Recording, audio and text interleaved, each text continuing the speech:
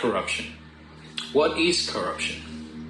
Corruption is dishonest behavior by those in positions of power. This could be directors, managers, government officials. The list goes on. Corruption includes giving or accepting bribes or inappropriate gifts, double dealing, money laundering, under-the-table transactions, manipulating elections, or even defrauding investors. The list is endless, to be honest. But this brings us to the documentary of ours, which we titled Fish Rods from the Head.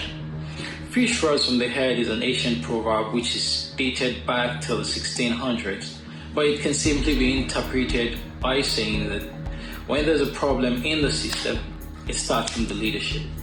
Today we bring to you 4 countries, namely Nigeria, India, Tanzania, and Ghana, as we share the various aspects of corruption and how all of these has brought about political crisis in these various countries. With this video, we aim to answer the question, how does corruption affect us and why does it happen? The aim of this video is to high point the corruption faced by various countries. This can well be underlined by indicating the EndSARS movement in Nigeria, the customs issues in Tanzania, problems faced by farmers in India, and all of these happening through the influence of those in top offices. The objective is to ascertain the most common forms of corruption in nations and identify what factors to be put in place in a bid to fight against the ordeal. Our theoretical framework is a narrative and descriptive analysis. This is thick in description of the information and it is presented as a story. Our methodology is a virtual ethnography. Hi, my name is Stephanie Alikor and I'll be talking on corruption in Nigeria. I'll be focusing on a movement called EndSARS. First off, what is SARS? SARS is an anti-robbery squad that was created by the Nigerian government to take a lead on the country's most serious crimes like robbery, kidnapping, assault, and murder. But over the time, the tables have turned. Now, this department that was created to protect the people are now the ones doing these crimes. So the people are more afraid of these departments more than the people that commit this crime. The government promised in 2018 that they were going to overrule this department. They were going to look into it and take it down or reschedule the department in total. But up till now, Nigerians are still fighting for their lives. Now, the youth of Nigeria decided to not keep quiet. They decided to go out there, lend their voice, fight for their rights. They went out to the streets to protest. Now, when I say protest, it was a very peaceful protest from the beginning right till the end. But the government of Nigeria decided to reply violently. Lots of lives were lost, a lot of people were injured, but the youth of Nigeria didn't give up. Up till now, we are still fighting for our lives. Corruption in Nigeria needs to stop. There needs to be a change in Nigeria. Lend your voice today. The change starts from you. Thank you. I am a farmer. What my life means: working hard day and night, providing food to my country, shedding my skin in the cold, heat, and rain, and still not getting my rights, my share, my portion. Is this the meaning of my life? Will I always be trapped in the curfew of loans? Waiting for the rain, growing crops, cutting them, and burning my own land will be the only process to follow? And still not getting my rights, my share, my portion? I am a farmer. Hello everyone, I am Harshita Diwan and I am here to talk about corruption in India. And one such very important thing which is going on in India right now is the farmers' rights.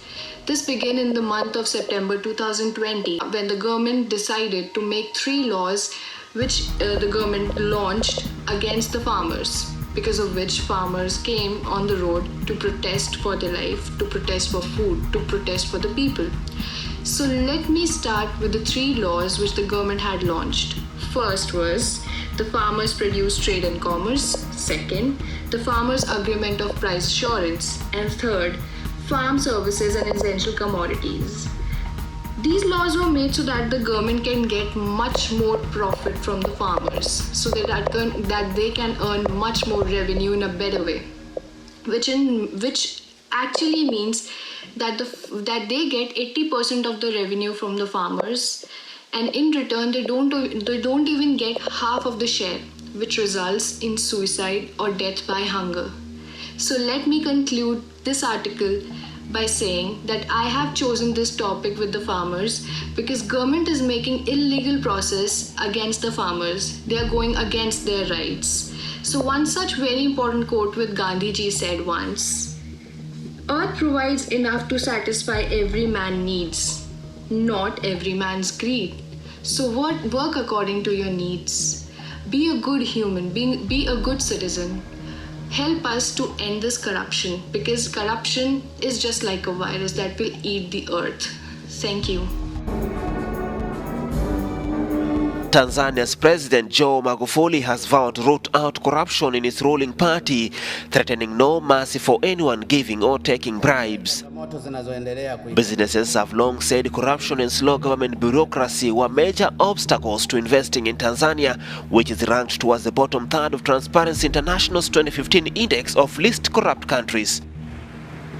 Magufuli has drawn widespread praise from Tanzanians and other Africans for his aggressive anti-graft drive on a continent where corruption has crippled major public services.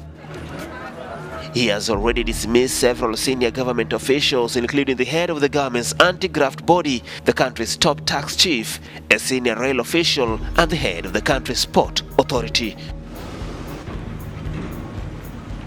My name is Rafaela Namto, and we'll be talking about corruption in Tanzania. Corruption in Tanzania has affected 3 sectors in the country: customs, taxation, and government procurement. When looking at taxation, authorities in Tanzania tax department are allegedly receiving bribes when evaluating taxes. Companies single out installments and bribes in yearly tax installments. TRA, Tanzania Revenue Authority, have implemented strict rules to reduce corruption in taxation. When looking at customs, Tanzania has been ranked one of the worst countries in the world when exchanging overboards. Custom clearance in Tanzania is damaged by fraud. Lastly, government procurement. The Tanzania legal framework is polluted with corruption. The Tanzania legal framework is underfunded and wasteful, especially in lower courts. When looking at lower courts, court clerks and judges are known to receive hush money to mislead cases and also take time to make the decision of the case results. Who is affected by corruption in Tanzania? You and me are. Everybody is. The citizens, from the lower class to the middle class. The rich are not very affected. Corruption in Tanzania has crippled resources to these people, and when it stops, everything will change. Ghana's score and ranking on the Transparency International Corruption Perception Index has improved slightly, ranking higher than Argentina, Brazil, and China. Even though corruption in Ghana is relatively low when compared to other countries in Africa, it is observed by the citizens of Ghana that there is an increase in government-related corruption. Businesses frequently quote corruption as an obstacle for doing business in the country. Corruption occurs often in locally funded contracts. Companies are subject to bribes and kickbacks when operating in rural areas. In a nutshell, from all that has been presented here today, we can see various aspects of corruption coming from these 4 countries. In some way, they're actually all interrelated when it comes to various political issues and crises in these nations, right from the top offices. One of the major needs actually is to build an intra-coordination and communication system which will improve information goals, prevent unnecessary redundancies and waste of resources, to build trust relationships between the masses and the government officers, and ultimately strengthen each and every one of these countries. Corruption till today remains a key challenge, and we view it largely as the manifestation of the impunity that is largely fed by lack of decisive actions by authorities against those who go against their oath of service. If left unchecked, corruption will continue to undermine the ability of these officers to actually discharge their responsibilities effectively by alienating those they're supposed to serve. All of these actually can be brought to a head when a change is brought to the system. But that change begins with you. Thank you.